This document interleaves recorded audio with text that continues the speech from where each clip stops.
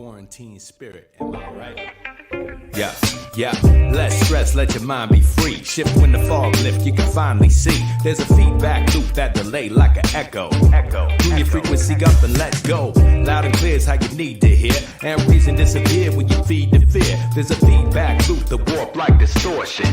Keep your mind sharp like a swordsman.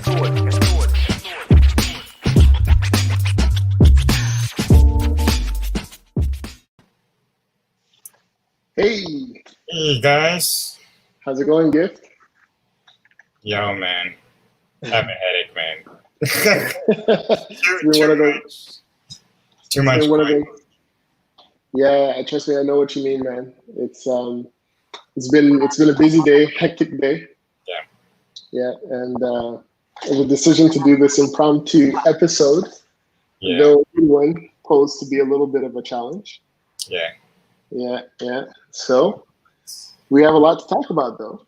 We do, and before we say our piece, we'd like to show you guys just a small clip, and then we'll like you to engage with us as well. Yeah. Absolutely. So here we go. Let me make it full screen. Batista Weidman.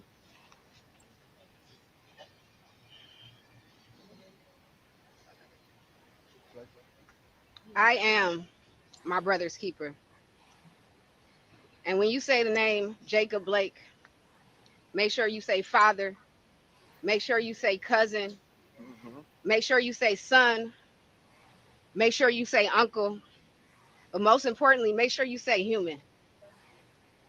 Human life. Let it marinate in your mouth, in your minds. A human life. Just like every single one of y'all and everywhere around the world. We're human. And his life matters.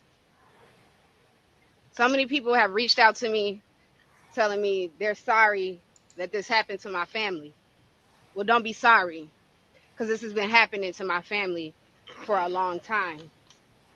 Longer than I can account for. It happened to Emmett Till. Emmett Till is my family. Philando, Mike Brown, Sandra. This has been happening to my family. And I've shed tears for every single one of these people that it's happened to. This is nothing new. I'm not sad. I'm not sorry. I'm angry. And I'm tired. I haven't cried one time. I stopped crying years ago. I am numb. I have been watching police murder people that look like me for years. I'm also a Black history minor. So not only have I been watching it in the 30 years that I've been on this planet, but I've been watching it for years before we were even alive. I'm not sad. I don't want your pity. I want change.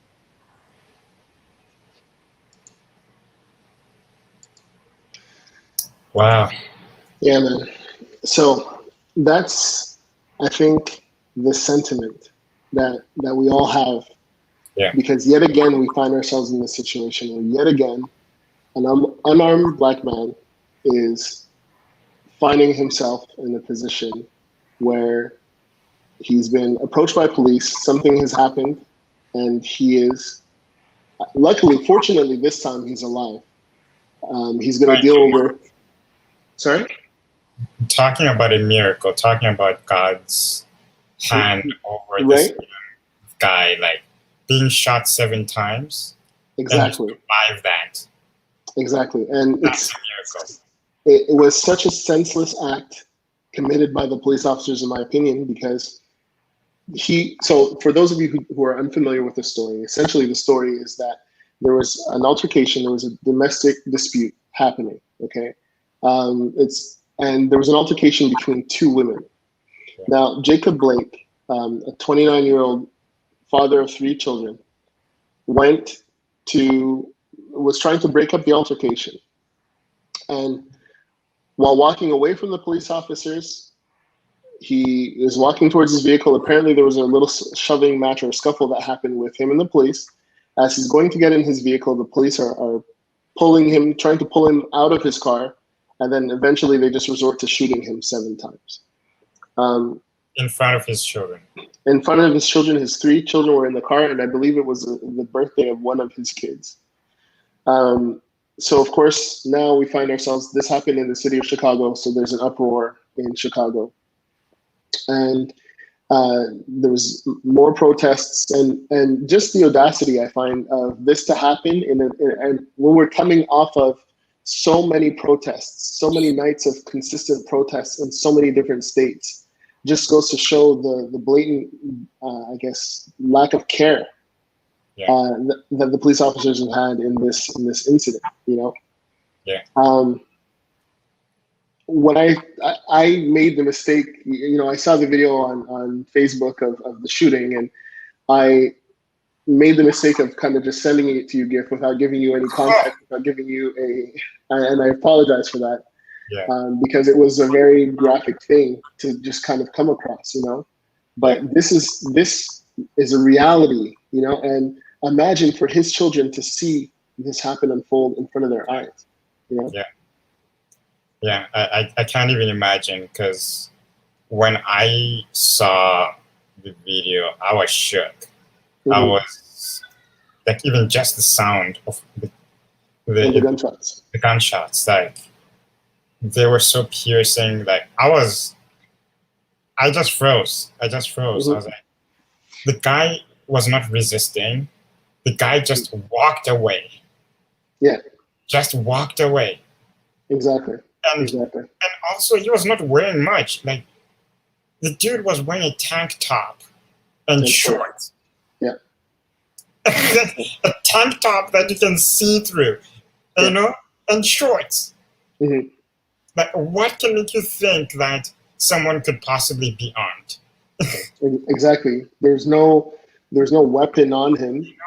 You know, from what I've read in reports, I don't think they found any weapons. So it's just ridiculous to see that something like this has occurred. And here's the thing that's wild about it. So a few weeks ago, I think I shared this story with you, Gil. I forget which state it happened in, but there's a dude that went to a cigar store, okay? And he wanted to buy 2 cigars or something like that. And they refused service because he wasn't wearing a mask. So this happened to be a white fellow who went to the store. He ended up shooting 2 shots apparently at the clerk working in the store, okay? And he fled, he went home. The next day, not the same day, the next day, police show up at his house, and there's a standoff between him and police officers. He was shot, I believe, twice by police, okay? But he's alive. Okay, he was and when the police showed up at his house, he didn't greet them like by opening the door and saying, "Welcome on in." No. He greeted them with a I believe an AK-47 or an AR-15, one of the two. And he ended up shooting at the police officers. There was a shootout, and then he got shot twice, but they were still able to bring him in. Wow. Intact. Okay, now this is a person that fired directly at police officers. In one instance, Jacob Blake was walking away from a situation, from an altercation. Yeah. And now, from what I've read in the reports, he was shot. I think they had to remove a large portion of his intestine. Yeah. They had to remove, I think he has damage to his kidneys, to his liver. He's paralyzed. He's paralyzed from the waist down. And I don't think this is going to be one of those situations where like, No. He's gonna probably regain his use of his legs because he has shattered vertebrae. So like this is it for him. He's a paraplegic now. You know, so this is a young man, 29 years old. You know, and I know what's gonna happen. Of course, you're gonna hear news reports that are gonna try to slander him and say, well, there's this, there's that, and I've even read some reports already talking about like the fact that he may have had some sort of a sordid history, but. I mean, really, for him to be shot while trying to just walk away from the situation? Yeah. There's going to be so many stories to vilify him. Of course. we should kind of like expect that. Yeah, Because that's been always the case, even with George Floyd. There were many exactly. stories to vilifying. They were saying like, "Oh, he was drunk," or you know, and it's like right now it's so hard to believe in the justice system for people of color, Exactly. Black people. It's like, who can we turn to? Do we defund the police? Now that's my question, right? Do we defund the? Is that the answer? Is I know it's a very controversial thing, but what do we do? Well, okay, so it's hard to say, right? Because if you look at what happened in last night, so you're familiar with what happened, right? With I believe his name is Kyle. Kyle, yeah. Right. So, this young man now goes and decides he's a part of a vigilante group, a militia group, and he decides to shoot 2 protesters, and the police walked by him with his firearm in hand. And apparently they offered him water. And this morning when I was reading some of the headlines, at one point they were saying they're searching for him. So I mean, hold on. How can they be searching for him where they passed him? He had a gun across his chest, okay? And he has his hands up, okay? Because he thinks like he's gonna be stopped. And like with like 3 or 4 police cars that passed him. Exactly. And allegedly, there are reports that the police were thanking him for being there. Meanwhile, he shot 2 people. He shot 2 individuals. And you see a situation like this, and you're just like, you can't help but be like disgusted with what's going on. And yeah, it's like you can't help that, of what's going on, and also you can't help but see how privilege works like that. You know what I mean? Of course. It's like privilege at its finest. Yeah. You know what I mean? Hey, Bettina, thanks for joining us tonight. Thank you. Yeah, it's like you can't tell me that privilege doesn't exist. Yeah. I can bet you my entire salary that if it was a Black guy walking like that with a gun across his chest, he would be dead today. Well, look, the reason for this protest is because they almost killed a man who did not have a gun, who they just could not, because look, like I said, apparently there was an altercation, at some point between him and the police officers. Right. So they could not subdue him. And that's why they shot him. And it sounds silly to say that, but I mean, the fact of the matter is, if he was trying to break up the scuffle, why are the police even dealing with him? You understand what I mean? Like, I don't know. I'm not a cop. I've never had to deal with a situation like that under adrenaline. Where you're responding to something and you don't know kind of what's going on. You're getting a feel for the scene kind of in real time. So I'm willing to give that much flexibility in my opinion. Mm-hmm. But I can't help but still feel like this is some BS. You know what I mean? Like, there's no way this should have happened.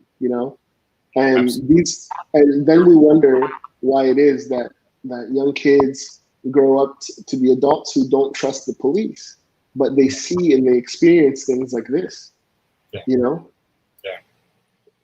His boys are going to be scarred for life. Yeah. Like, Terry, you are a parent, and like I'm still trying to wrap myself around this. Like, how do you explain such injustice to your kids, or how can your kids even trust the justice system at this point? Like, how are you and Fabi like explaining, or even how are you guys thinking about it amongst yourself when you're talking and trying to explain what's going on to the world? Look, I am often torn. For those of you who've listened to the podcast before, you know that like I've said, like I try to have teachable moments with my kids, and I try to encourage them to see a police officer as an authority figure that should be respected. And I'm trying to make sure that my kids always realize and always know that that's the way to approach a police officer. It's being respectful. Even if you don't agree with having to give a paper, you know, or something like that, like say you get pulled over or whatever, Yeah. right? The piece of paper that you give that police officer, to me, is a little bit of an assurance that maybe you'll make it home. But I have a hard time because I don't know if, I think it's really something my kids picked up at daycare, because I haven't really had any talks about police with my kids. I mean, the first time I introduced police per se to my children was with the Paw Patrol, and you know, Chase is like the coolest police officer. He's the coolest Paw Patrol pup, you know. Yeah. But I remember like there was a time where there was a police car and the lights were going off, and I remember Jordan freaked out and she's like, "That's the police! I'm afraid! I'm afraid!" And I was like, "Where?" You know, I realized it has to be something she got from daycare. You know, Right. But now as she's getting older and she's understanding things, I'm having a hard time because I'm like, look, you know, eventually I'm going to have to tell her that, yes, there's some bad things that have been happening and it's at the hands of police officers. And unfortunately, it's the people who look like us, you know? Yeah. And you can only shelter your kids from what's going on in the world for so long. And in fact, to be honest with you, sheltering them may not be the right thing to do. It may be better to teach them that there's injustice in this world, at least in my humble opinion. Yeah. But it's unfair, man, because how long are we gonna keep saying Black Lives Matter until they matter? You know what I mean? That's it. How long is this? How many killings are we gonna get to? Yeah. So I saw this headline, you know, talking about the Bucks and the Magic, how they're not playing because of what happened. They decided to cancel their game tonight in protest. And I read earlier that the Toronto Raptors are thinking of boycotting the rest of the NBA season. Okay. You know, so I'm hearing these things, and I'm happy to see that people are using their platforms. Yeah. But my only fear is that after a while, it's going to start to just be it's going to be just a resonating sound, but nobody's really going to care. Yeah. Exactly. It's going to become white noise, right? And as much as we try to keep reminding people that Black Lives Matter and this and that, unfortunately, there's just like a smear campaign against Black Lives Matter. And because of the means of protest being used, I feel that it's the movement has lost its voice, you know, and it's become associated with Antifa and all kinds of different things. And it's just like the message of Black Lives Matter needs to be still told and heard, you know? Yeah. Hey, we Joey, the homie. Joey, I should have invited you to tonight's podcast because I'm sure that you would have had a lot of interesting things to say, you know. So yeah, super last minute. Yeah, it was very, very impromptu. But yeah, like he says, you know, it's this has been our history, you know, and exactly like Jacob's sister said, this has been our history as Black people. Every time, you know, civil rights came into play, okay, they decided to free us. They created Jim Crow laws to re-enslave us. You know, we got our civil rights, then there was segregation. And it's like every time we go forward, there's just another thing that pops up. Exactly. You know, and I'll be honest with you, I listened in to something this morning where they were talking about inclusivity and diversity and stuff like that, and I can't help but feel like it's just because it's marketable now to talk about it that people are caring. And next month there's going to be another flavor. You know, right now the tide is shifting towards save the children. You know, and I'm all against human trafficking. I'm all against those things. You know, but I just feel like it's just whatever is making noise, whatever pots on the stove that the lid is making rattling noises. That's what we're going to open up and take a look at, and then close it back when things are okay. Yeah, it seem okay, you know. Yeah. but we're not addressing this issue. It's just being overlooked. You know? Yeah. Yeah, it's really angering, and I'm tired, man. I'm tired. I am. I'm too. I'm tired. The caption underneath his sister's video was, "I'm tired." Yeah. You know, I'm, Yeah. I'm so sick and tired of seeing these situations. It's like, how many times does this have to happen? You know, and for the police to have done what they did to him in that situation, in those circumstances, you know, Yeah. they couldn't thank him for breaking up, for attempting to break up the altercation, Yeah. but they could thank a young man who shot two people in cold blood and killed them. It's to show you that this system was not designed for us. Right? Mhm. It was intentionally decide to favor those who created it. Hmm. I feel that. Hmm. Joey, I feel your sentiment, man, because I know for a fact this situation is it's unparalleled. You know, Yeah. Yeah. Yeah. Yeah. I Seriously. thought George Floyd losing his life the way he did would Yeah. have been enough to get people to realize that there's a problem, there's a sickness that exists, Yeah. and it's just, it doesn't matter. Yeah. It doesn't seem to matter. No. Not at all. Not at all. Yeah. It's yeah.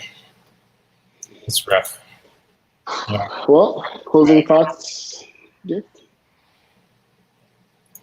I'm at a radical stance where I'm like, defund the police, bro. Yeah, and I know some people that I had that, you know, I thought were cool, that I've been seeing make some counter arguments for why defunding the police is a bad idea. Yeah. And I'll be honest with you, you know, like, I'll draw a parallel to like my field. You know, there's only so much I'm allowed to do as an architectural designer, as a technologist, right? So like, I can design, you know, up to a certain size house, you know, and so on and so forth. But I can do that on my own. I'm trusted with that level of responsibility. Okay. Yeah. But to go any further than that, okay, would be silly, and I would face all kinds of problems legally because I'm not an architect by trade, right? And you look at law enforcement, okay, Yeah. and you look at law, you look at the practicing of law, you know, what you studied, what you've done. Yeah. But then you look at the people enforcing law, and you have the dumbest, not all, okay, let me correct my statement. But you have some, yeah, let me rein it back up. You have some people who have questionable ethics. Yeah. You have people who have questionable temperaments. Yeah. That are enforcing law. Yeah. And people who I question whether or not they may understand law, but it's like the actions that they take have way greater consequence. The actions that they take on a split decision have greater consequences than that of a lawyer, in my opinion, you know? And yeah, Joey says, watching that guy scoop by the police with his AR-15 in hand, hearing a man shouting to the police that the guy shot people, and they drove right on past him. It's incredible. I can't believe that's what happened. You know? Yeah. Joey, join us, man. Just sent you a message. Join us. Join us in the room here. Okay. Yeah. I just sent him the link. Okay. Cool. Yeah, Joey, come on. Joey, come on, man. Join us in this, man. Let's hear what you got to say. Please. Check your inbox, Joey. Yeah, he should be with us any moment now. We'll give him a chance to sign in. Yeah. But honestly, yeah, man. What should we do? I don't know, man. Like, okay, Joey says he's gonna try. Um, look, I think, do we try to build relationships with the police? Is there a way to build relationships with the police? Or should the leadership change within the police? The people who are running those police departments, right? Mm-hmm. Should we have? Yeah. How do we get them to engage with the communities? Now, yeah. I've heard. I think there was somebody who was a mayor in Florida who was trying to start a program where he was encouraging police officers. Oh, here's Joey. There's Joey.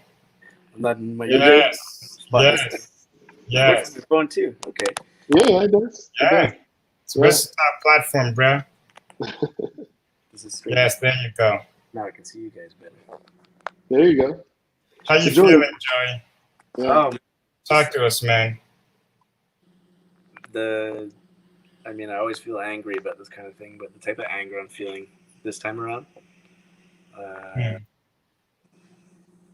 don't know. I feel so helpless and so hopeless about this situation. Mm-hmm. Things aren't going to change, you know? It just feels like they aren't changing. And like when I see the dialogues that are happening, people are taking the other side all the time. People are making excuses for why Blake got shot 7 times, you know, and people talk like that, like without any empathy, without any like even acknowledgement that they would never tolerate that kind of thing on their own people, you know. Yeah. They would never tolerate just average people, white people or whatever, being treated that way. Like that would happen. They would protest, things would change like instantly. People would be fired, whatever, or arrested. It just isn't the case with us. And I don't know, man. Like just watching that guy walk by the police with his, you know, he was like, "Oh, there's police there." He started running towards the police. People were chasing him, and he was like running towards them, like, "Save me!" Right after murdering people. Yeah. But the police gave him water. Guys are shouting at the guy shot people. He shot people. He's carrying an AR-15. He's by himself. He's raising his hands, you know, and they ignored him and they drove past him. I know. Yeah. That's ridiculous. So, like, just a couple of days earlier, you see what happened to Blake. Yeah. And he had no weapons on him. He had children in the car. I mean, he wasn't gonna go pull some stunt with all those kids in the car. I don't know exactly what was going on when his back was turned, but they shot him 7 times in the back because they thought maybe he had something in his car that would be dangerous. But you know, that contrast is just so. That's the most, like, it happened in 2 days, a 2-day span, where somebody murders protests over this other murder. Yeah, he murders protesters and gets to walk by the police, you know, and gets apprehended safely, like a day later or half a day later or whatever it was. Not a scratch on his head. I'm guessing. Yeah, I just can't even think to imagine the trauma that his kids are, you know, experiencing right now. Yep. Already for me, just watching the video, like, it shook me. And I just can't imagine that this is something that's going to be part of their life for the rest of their life. They can't get rid of this image. You know? I agree. They're going to have to live with this, and they're going to grow up to be people who are going to resent and want to distance themselves from the police. You know what I mean? And it's just, this is the cycle this is the cycle of abuse that just leads to more problems later on. Yeah. I wish things were different. I really wish things were different for us, you know? Joey. Yeah, I'm sorry. I'm bouncing everywhere. Pulling it straight. No, don't worry. It's the cell phone. It's all good, bro. It was unexpected. I mean, yeah, man. So, like in Canada, like I don't feel as worried. Like cops pulled me over just a couple of weeks ago, you know, and I was uncomfortable. My kids were with me, but I didn't fear for my life, you know. So I'm almost starting to feel like if you're black and live in the States, like I was always like don't have weapons. Like the Second Amendment is being abused in the states. Like it's too gun crazy down there. But it just Mhm. seems like I'm starting to feel like every time a cop pulls something like this, there should be like all the black people standing around with their video cameras. Like they should just shoot the cops back. I mean, what the hell? It's not like nothing is changing. You know what I mean? But Yeah. the problem is that when you look at historically what happened, right? So the reason why open carry, I think in California doesn't exist anymore is because the Black Panthers started to police the police, and then they're like, nope. The NRA and everybody was like, no, no, no, no, no, no, no, no, no more, no more rifles, no more shotguns, like no, and that was it. Oh, I think we lost Joey. So that I don't think that that's going to be the solution either. Because it's just going to escalate things. For sure. Oh, yeah, I think I see him coming back. So that's just going to escalate things more, in my opinion. Of course. And I think the solution is we need to have. Yeah. I think the solution is that we need to have a discussion. We need to have some sort of discussion that happens in a civil manner. And both sides have to listen. And unfortunately, I think what's going to happen is there's going to be some unthinkable tragedy that happens. And that's what's going to be like the thing that's going to cause everybody to say, hold up, have we lost our minds here? But I mean, I don't see how much more senseless it can get because 2 people were killed for no reason. They were protesting. That's it. Yeah, how unthinkable every single time. It's unthinkable things that happen. How unthinkable does it have to be? Like, does it have to be like a whole like nationwide Nat Turner kind of thing where people start listening all of a sudden and be like, we push these people too far? I don't get it. Unfortunately, it might have to come to that, man. Yeah. We try to have scary. These civil discussions every single time. Sorry, Joey, we're losing you. Yeah, we're losing you again, but yeah. But yeah. Anyways, I'll remove his. I'll do him justice and remove his picture from the podcast so that we won't make fun of him later on. Yeah, I think it's. I don't know, man. All we can do. I think the sentiment that stuck with me the most is, and I know it's going to sound strange coming from me, was from Jacob's mom, who's just like, we need to pray about this situation. Yeah. And I think the thing about prayer that I think people don't realize, talking as a novice here, as just somebody, not a theologian, I should say, is there's a big part of prayer that causes you to turn inwards. Yeah. And look towards yourself and look towards your heart. Yeah.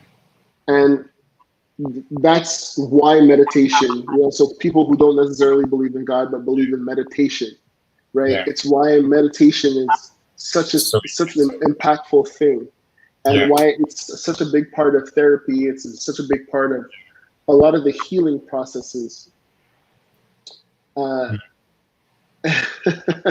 That's funny. Okay.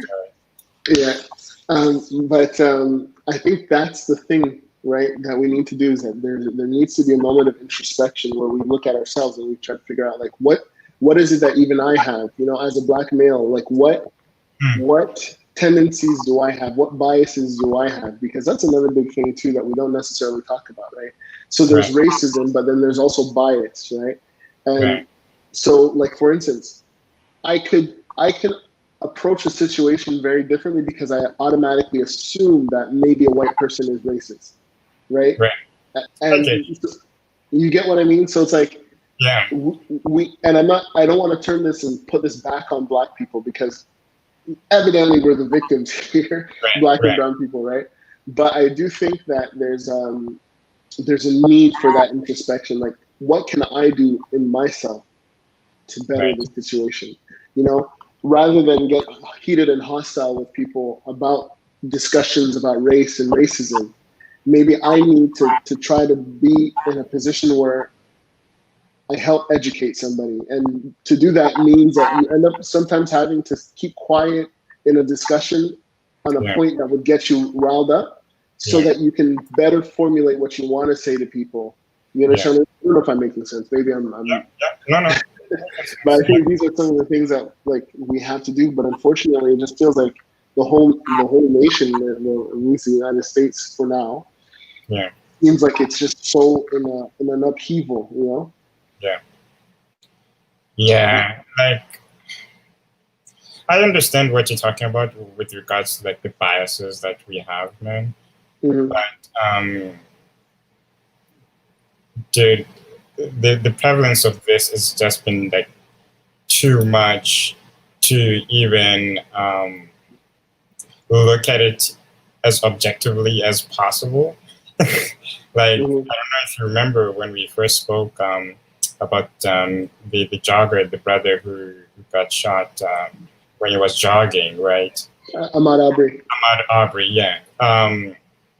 Like, that was broad daylight, you know? And I tried to think about every possible scenario. I was like, oh, maybe this could have been interpreted this way, or maybe you could have been seen this way. But I couldn't, bro. I couldn't. And that's what was making it difficult for me to sleep at night with that case, because the guy was just jogging and he was sought out like a prey. You know what I mean? And there was absolutely no reason for that to have happened. There was no reason for that to happen, you know? And I was like, I really tried. I really tried to think in many other ways, and I couldn't shake that off. You know? And yeah, man, we live in a broken world. We do, honestly. We really do. We really do. It's discouraging.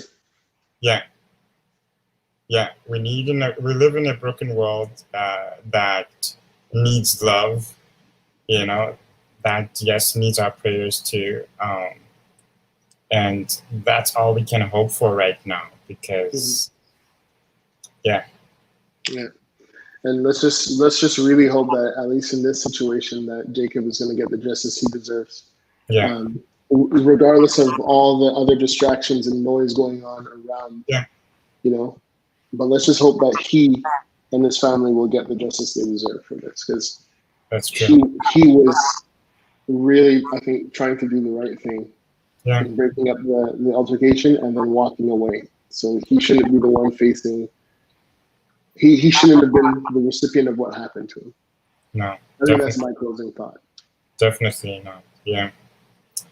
Anyways, thanks, fam. Thank you all for watching. Thanks for joining us tonight. Thanks for joining us in this pop-up episode. And we, as we mentioned, hang on. Joey's final thought, and hopefully possibly not end up permanently paralyzed. So let's hope that Jacob is going to regain some mobility. So yes, thank you for joining us for this impromptu episode of the Unashamed Truth podcast. And we would like to just give you guys a shout out for joining us. Thanks for making last night's episode such a popular episode. And we will be back not this Tuesday, but the following Tuesday, 7:30. And we'll let you guys know what the topic is then, okay? So peace out. Take care, everybody. Keep safe. Bye. And we'll see you guys very, very soon.